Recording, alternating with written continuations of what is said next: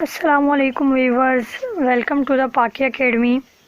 और हमारा आज का टॉपिक है natural sources of organic compounds, यानी कि ऑर्गेनिक कंपाउंड्स को कुदरती तौर पर किन किन जगहों से हासिल किया जा सकता है। तो 3 मेजर इसमें सोर्सेज हैं। सबसे पहले है कोल, फिर है नेचुरल गैस, फिर है पेट्रोलियम। तो अब हम फर्दर इनको डिस्कस करते हैं कि ये क्या है। सबसे पहले हम देखते हैं कोल को। यहाँ लिखा है कि जो बिट्यूमिनस कॉयल है, कोल यानी कि जो रॉ मटेरियल होता है कोल का, इम्प्योर जो फॉर्म होती है हम लोग ज़मीन से निकालते हैं, तो वो जो है जब उसकी हम डिस्ट्रक्टिव डिस्टिलेशन करते हैं तो हमें 3 किस्म के उसमें से सब्सटेंसेस निकल कर आते हैं। और असल में डिस्ट्रक्टिव डिस्टिलेशन इस तरह से होती है कि कोई भी सॉलिड्स अगर हम लोग को मिल गए हैं रॉ मटेरियल के तौर पे इम्प्योर फॉर्म में, तो हम उनको एक क्लोज्ड इन्वायरमेंट में या कंटेनर में हीट करेंगे। तो उससे ये होगा कि हमें तीन फेजेस मिलेंगे मैटर के। सॉलिड में भी मिल सकता है, सॉलिड तो हो गई, और गैस भी मिल सकती है, उसको हीट करने से, बर्न करने से गैस निकल के उसी में से निकले, और लिक्विड भी मिल सकता है।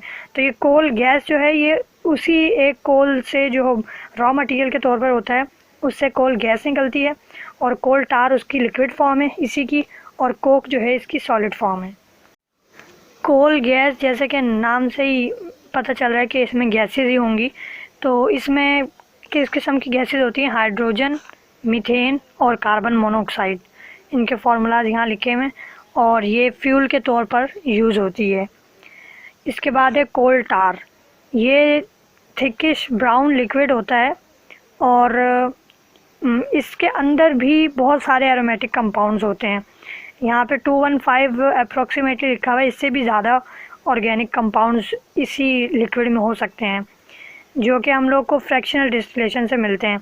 अब फ्रैक्शनल डिस्टिलेशन क्या है ये आगे फर्दर हम स्टडी करेंगे। और इसकी एग्जांपल में बेंजीन, टोलीन और एक्साइलिन है, यानी कि ये तीनों चीज़ें कोल टार से हमें मिल सकती हैं। कोक जो है वो सबसे ज़्यादा प्योरेस्ट फॉर्म होती है कार्बन की, और इसको हम लोग रिड्यूसिंग एजेंट के तौर पर यूज़ करते हैं मेटलर्जिकल प्रोसेस के लिए, और ये वाले प्रोसेसेस वगैरह भी आगे फर्दर स्टडी होंगे, तो इसलिए मैं यहाँ इनको डिटेल में नहीं बता रही।